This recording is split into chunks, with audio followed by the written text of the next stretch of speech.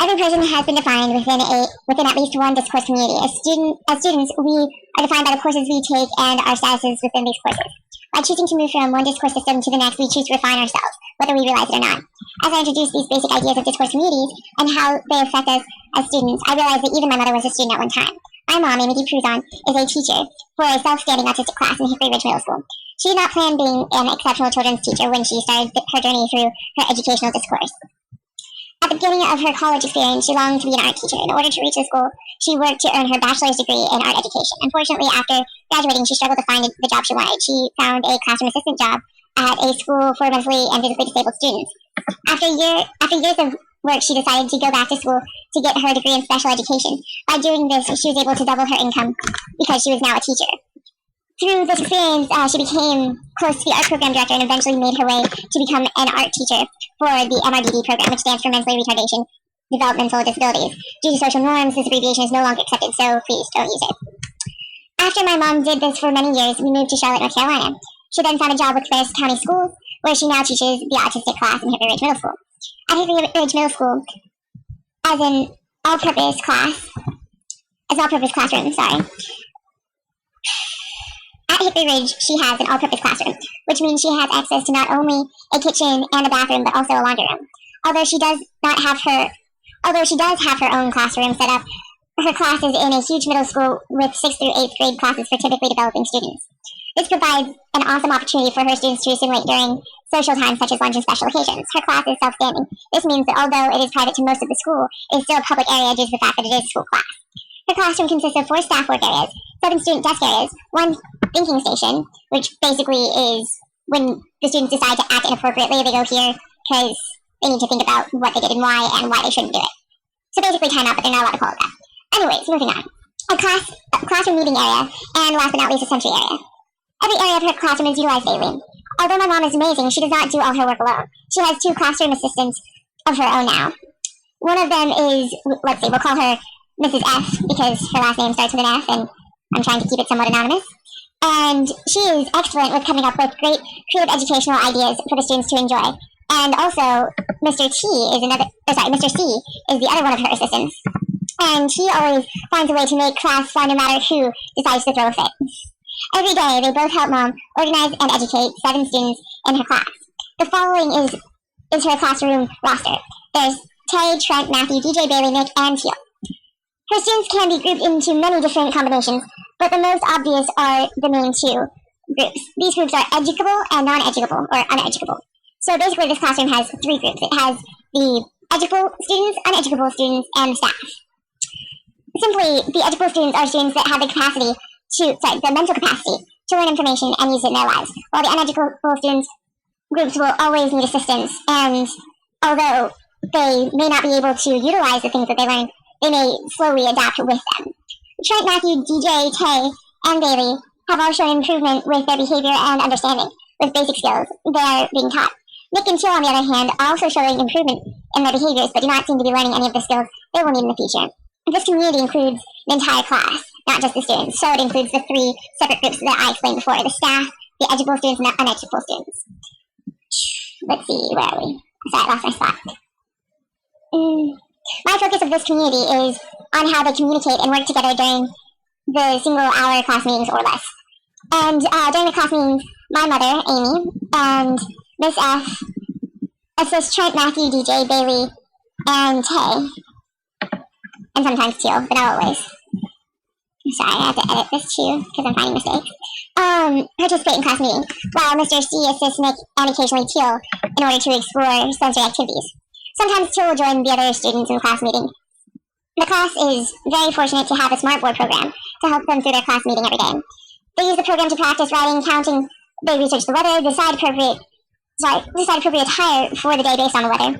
They practice adding, subtracting, which includes borrowing and carrying. While the class works through the class meeting, there are a few basic assumptions that have become a sort of unspoken guideline. One of the assumptions comes from most of the staff. They assume that the participating students should be able to complete the activities based on the students' abilities and the repetition of the activities. Another assumption comes from the students. They assume that if they are struggling with the activities, that they will receive assistance if they're showing effort. There is a third assumption, but it is neither a guideline or accurate. The students assume that outsiders can do everything they have trouble with, which in many cases could be true, but not always. During the meeting, the participating students take turns going up to the smartboard and completing the activities, either with assistance from the staff or individually. The order in which they take turns is decided by my mother, based on who has done what activity throughout the past week. This way everyone gets a turn to do everything and show their skills and what they've learned and how they learn to do different things. If that all makes sense. I don't know. The students are clearly informed by the staff when the stages of the meeting are, when it starts and when it finishes. The teacher calls the meeting to order at the beginning and calls the students for each activity by their name and prompts them almost every time. Let's see. The class meeting starts at about 10 o'clock every morning. On the first day of my observations, Tay, Trent, Matthew, Bailey, and DJ all gathered at the class meeting table. On this day, Teal was having some behavioral issues while the other students enjoyed the class meeting. Mr. C is helping Teal do some seat work within her station that relates to the class meeting. Meanwhile, Nick is in the sensory area on his beanbag with his rubber toys to help keep him stimulated so he doesn't interrupt. Because if he can't participate, at least that way he won't be distracting the other students from learning.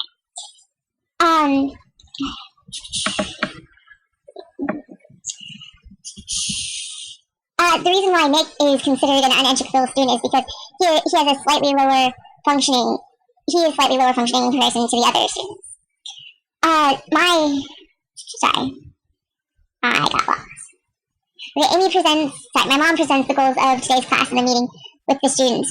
She starts off and she goes on to say, today is, she pauses each time between it, and then she goes on and says, today is Tuesday. Then DJ goes to his springboard, or also known as a soundboard, which is his communication device, and hits Tuesday. And then my mother then goes on and says, the month is, also pausing between, and then goes on to say the month is March. And then she prompts DJ and says, DJ, can you find this month on your springboard? And then she goes on to say, today's date is. Meanwhile, she is motioning towards DJ, which I assume is in order to prompt him because he should know this answer. And then she goes on to say, the year is 2012. And then she says, yesterday was. And the rest of the students in the class meeting all answer at the same time, and they say Monday. DJ uses his springboard, and Take-Two uses her picture board to answer as well. Her picture board does put out sound, but she only sees the picture, versus DJ's board has the words, because they are at different learning levels. Amy then goes on to say tomorrow is. DJ and Take-Two both say Wednesday, by using their communication devices. If the class then goes over the weather, they take the low temperature and write down the smartboard on the weather chart. Amy then says, what is the weather like today? And they all record the weather on the charts, and then they just spread, or they choose what apparel to wear based on the weather. And through this, they discuss how many socks people wear on each foot, and then they discuss why some people might wear more than one sock on each foot, because, face it, sometimes it happens. And they discuss what Fred needs to wear, and why it would be good for him to wear those things. Next, they go over their math. Amy says 2 is less or greater than 6. Matthew gives up and moves the less than sign between the 2 and the 6. Then Trent goes on to say, the Magdolian shark eats 6 because the shark is big and wants a bigger meal. Trent is talking about the Magellan, I don't know how to say that. But he talks about sharks because he's really interested in aquamarine life, and meanwhile, while Mom would say the alligator or the Pac-Man or something like that, Trent likes to relate everything to aquamarine life, and this keeps him focused because he can include things that he likes. DJ then stands up and moves words from the original spots to matching shapes. So he moves the word square to the square shape, and so on and so forth. He seems perturbed today. I say this because DJ got all the answers wrong, even though he knows the right answers. This is usually what happens when he is in a bad mood.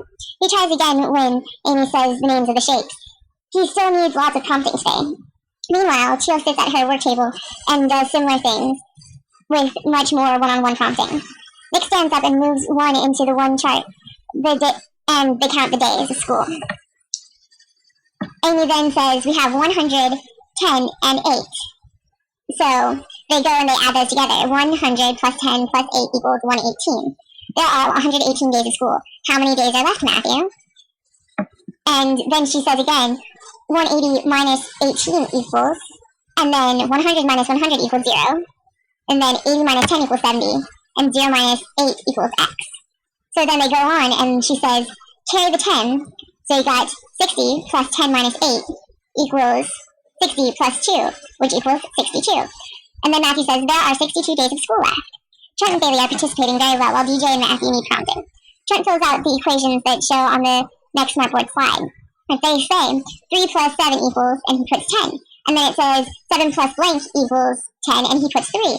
And then it goes on to combine them. So it says 10 minus 7 equals, and then he also adds in the 3, and then 7 equals 3 minus, and then he puts in the 10. Sorry, that's backwards. 10 minus 3 equals 7. But either way, he fills in all the numbers correctly.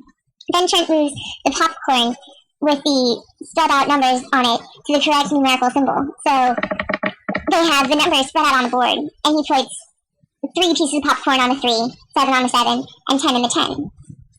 Next, they go over the rules, and while they go over the rules, Amy will say them, and then the students will repeat them, as well as they'll go through and kind of explain them as they go. Next, they go over the daily schedule. After they've gone over the schedule,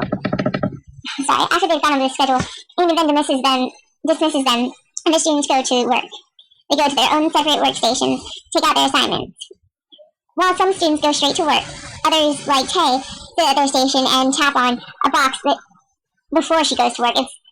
This is part of her mental disability. She has a need to touch things, somewhat of an OCD, even though it's not quite described in her autism report. Or another thing similar to that would be her IEP. So after Tay taps on her box a few times, she then goes to work. Meanwhile, Mom and Mrs.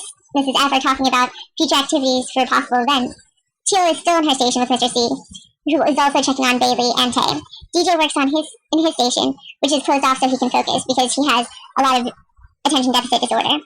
And Nick sits on his beanbag with the blanket over his head. I guess he enjoys the softness and the dark sensory. Matthew continues to work with Mrs. F with prompting and seems to blurt out his responses, which is typical of him, but they try to correct that behavior because they're trying to implement rules to, while even being clear of people's personal space, understanding what people need as far as distractions, and many of the other students have trouble concentrating when he blurts out the answers, and this is something they explain to him.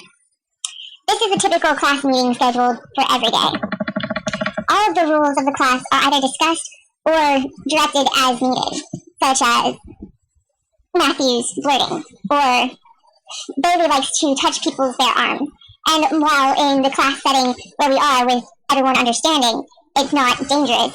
If he does this in a public setting, it may be, and this is also explained to him as a rule and is implemented in the class so he can learn that. All of these things that they have taught have been used to show the students how to live a basic life.